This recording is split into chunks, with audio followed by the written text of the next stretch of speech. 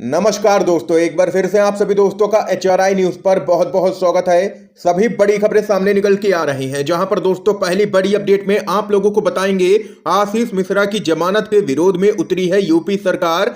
यहां पर यूपी सरकार ने दे दिया है केंद्रीय मंत्री के बेटे को बड़ा झटका। क्या कुछ है पूरा मामला, आगे खबर विस्तार से जानेंगे। इसके साथ ही यहां पर बताएंगे आप लोगों को बीजेपी सरकार में कैबिनेट मंत्री रह चुके नेता ने ईवीएम पर उठाए सवाल, और वहीं एमएसपी गारंटी कानून बनाने के लिए देश में एक बार फिर से शुरू हो सकता है किसान आंदोलन।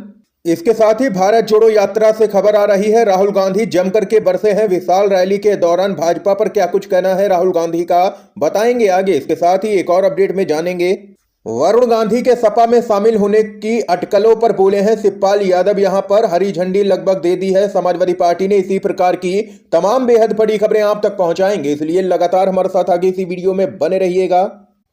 उससे पहले दोस्तों, अगर आप लोग भी मानते हैं कि भारत जोड़ो यात्रा के जरिए कांग्रेस पार्टी जनता के मुद्दों को उठा रही है, तो आप लोग अभी इस वीडियो को लाइक कीजिएगा, चैनल को फ्री में सब्सक्राइब करके पास में ही बने बेल के आइकन को जरूर दबाइएगा, और कमेंट बॉक्स में कमेंट करना बिल्कुल भी मत भूलिएगा। जय हिंद, जय भारत। पहली बड़ी खबर आप लोगों को बताते चलें, भारत जोड़ो यात्रा में एक रैली के दौरान भाजपा पर जमकर के बरसे हैं कांग्रेस के नेता राहुल गांधी। कहा, मीडिया मुद्दे नहीं मोदी को दिखाती है। एक खबर आप लोगों को बताते चलें, राहुल गांधी ने भारत जोड़ो यात्रा के दौरान जबरदस्त तरीके से केंद्र की सरकार और भाजपा पर हमला किया है। आप लोगों को बताते चलें, जनसभा में राहुल गांधी के साथ में कांग्रेस के राष्ट्रीय अध्यक्ष मल्लिकार्जुन खड़गे और राजस्थान के मुख्यमंत्री अशोक गहलोत भी मौजूद रहे।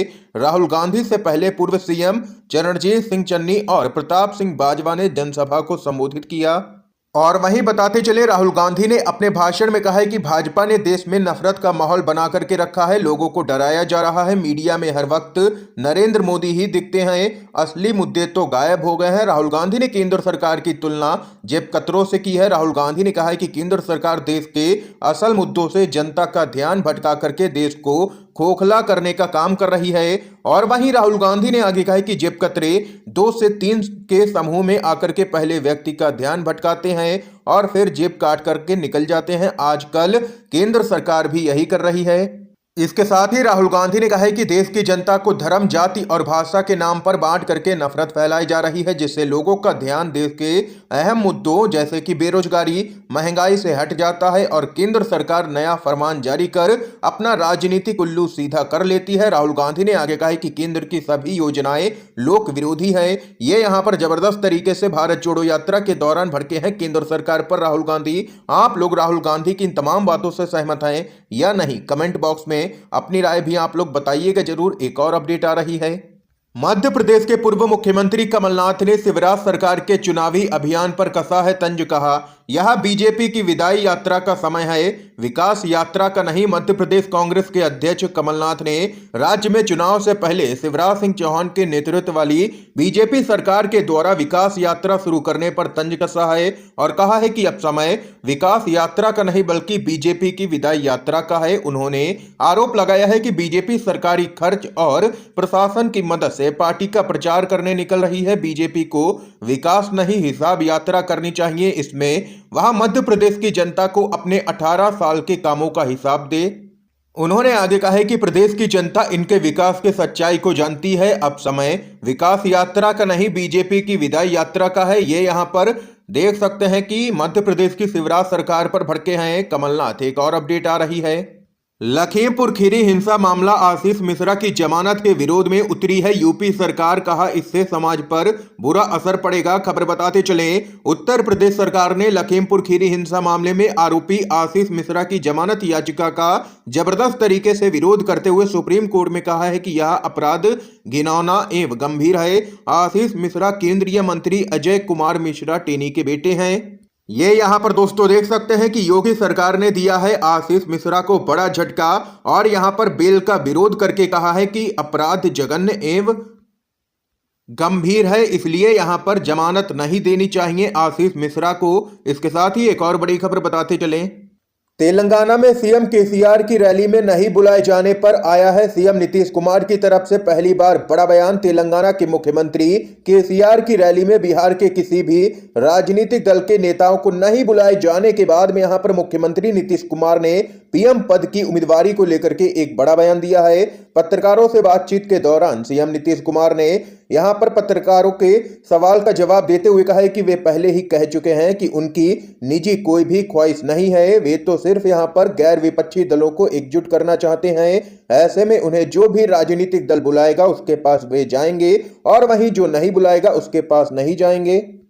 इसके साथ ही एक और बड़ी खबर बताते चलें, बीजेपी सरकार में मंत्री रह चुके और अब समाजवादी पार्टी के नेता स्वामी प्रसाद मौर्य ने मायावती के बाद उठाए हैं ईवीएम पर सवाल।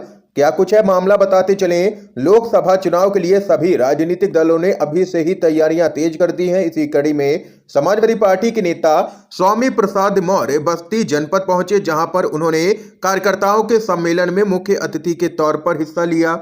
बताते चले इस दौरान उन्होंने सपा कार्यकर्ताओं में आने वाले चुनाव को लेकर के जोश भरने का काम किया है और कार्यकर्ताओं को चुनाव में कमर कस करके तैयार रहने को कहा है। इस दौरान उन्होंने बीजेपी पर भी जमकर के निशाना साधा है। सपा के नेता स्वामी प्रसाद मौर्य ने बीजेपी सरकार पर हमला बोलते हुए कहा है कि बीजेपी की सरकार में पूरे देश की अर्थव्यवस्था खतरे में है। उन्होंने कहा है कि बीजेपी की सरकार देश में ईस्ट इंडिया कंपनी की तरह देश की सभी सरकारी संपत्तियों को बेच रही है, लोगों की नौकरियां छीन रही है, युवाओं को बेरोजगार बना रही है। उन्होंने छुट्टा पशुओं को लेकर के भी प्रदेश सरकार को आड़े हाथों ले लिया है और कहा है कि छुट्टा पशुओं का कहर किसानों की फसलों पर लगातार टूट रहा है, जिससे किसान बहुत परेशान है। जीएसटी ने व्यापारियों को परेशान करके रख दिया है, इसलिए बीजेपी से तमाम वर्गों के लोग परेशान हैं। उन्हें अब समाजवादी पार्टी अपने साथ जोड़ रही है। और इसके साथ ही स्वामी प्रसाद मौर्य से जब ईवीएम को लेकर के सवाल किया गया तो उन्होंने कहा है कि जिन देशों में ईवीएम की शुरुआत हुई थी, जब वहां पर जनभावना को देखते हुए ईवीएम को बंद कर दिया गया, तो फिर भारत में ईवीएम का प्रयोग आखिर क्यों हो रहा है। उन्होंने आगे कहा है कि भारत में भी चुनाव आयोग को यह चाहिए कि जनभावना की मांग पर ईवीएम बंद करके बैलेट पेपर से चुनाव करवाया जाए, क्योंकि इंडिया में पेपर से चुनाव ज्यादा सही है। ईवीएम में गड़बड़ियों की आशंका भी बनी रहती है, ये कहना है समाजवादी पार्टी के नेता स्वामी प्रसाद मौर्य का। आप लोग स्वामी प्रसाद मौर्य के बयान के समर्थन में खड़े हैं या नहीं, अपनी राय कमेंट बॉक्स में बताइएगा, हाँ या ना में। एक और अपडेट बताते चलें, आरजेडी अब बिहार के बाहर भी आजमाएगी किस्मत, किया है नागालैंड में चुनाव लड़ने का बड़ा ऐलान। नागालैंड विधानसभा चुनाव की तारीखों की घोषणा हो चुकी है। इसके साथ ही सभी राजनीतिक दलों ने चुनावी दंगल के लिए कमर अब कस ली है। कई क्षेत्रीय दल भी इस बार विधानसभा का चुनाव लड़ेंगे। बताया जा रहा है कि राष्ट्रीय जनता दल यानी कि आरजेडी भी नागालैंड का विधानसभा चुनाव लड़ेगी। प्राप्त जानकारी के अनुसार आरजेडी 11 सीटों पर चुनाव लड़ सकती है और वहीं प्रत्याशियों के प्रचार के लिए खुद यहां पर तेजस्वी यादव नागालैंड जाएंगे। आरजेडी ने नागालैंड प्रदेश अध्यक्ष से चुनाव की तैयारी करने को कह दिया है। प्रदेश अध्यक्ष से संभावित उम्मीदवारों की सूची भी मंगाई गई है। और वहीं आरजेडी की उम्मीदवारी से भाजपा समेत अन्य राजनीतिक दलों का चुनावी समीकरण यहां पर बिगड़ता हुआ नजर आ सकता है। एक और बड़ी खबर बताते चले, भ्रष्ट बीजेपी को सत्ता से बाहर करने वालों का स्वागत है। वरुण गांधी के समाजवादी पार्टी में शामिल होने की अटकलों पर आया है शिवपाल यादव का बड़ा बयान। यूपी के पीलीभीत से बीजेपी के सांसद वरुण गांधी पिछले कुछ समय से अपनी सरकार के खिलाफ लगातार हमलावर रुख अपनाए हुए हैं और इसके चलते उनके कांग्रेस में जाने की अटकलें लगातार लग रही हैं। हालांकि राहुल गांधी ने इसको लेकर के कहा है कि मैं वरुण गांधी को गले लगा सकता हूं, लेकिन उनकी विचारधारा को स्वीकार नहीं कर सकता।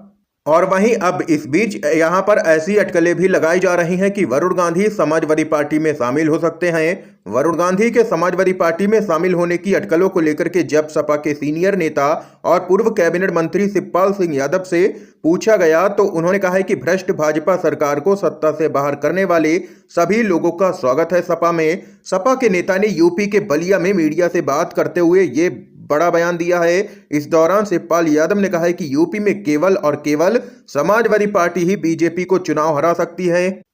ये यहाँ पर शिवपाल यादव की तरफ से बड़ा बयान आया है। इसके साथ ही एक और अपडेट आप लोगों को दोस्तों बताते चलें। एमएसपी गारंटी कानून बनाने के लिए देश में एक बार फिर से शुरू होगा किसान आंदोलन। भारतीय किसान यूनियन टिकैत गुट यहाँ पर न्यूनतम समर्थन मूल्य सहित 21 मुद्दों पर बड़े आंदोलन की तैयारी कर रहा है।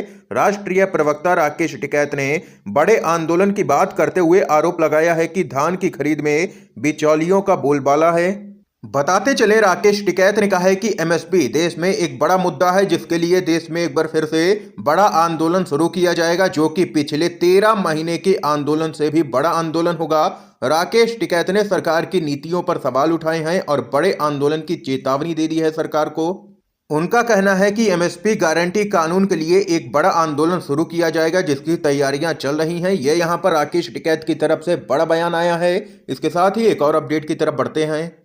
केंद्र सरकार की तथ्य जांच कौन करेगा? आईटी नियमों में मसौदा संशोधन पर कांग्रेस पार्टी का बड़ा सवाल। खबर आप लोगों को बताते चलें, कांग्रेस ने सूचना प्रौद्योगिकी नियमों के मसौदे में नए संशोधन को अभिव्यक्ति की आजादी पर चोरी छिपे हमला करार दिया है और इसे तुरंत वापस लेने की मांग की है।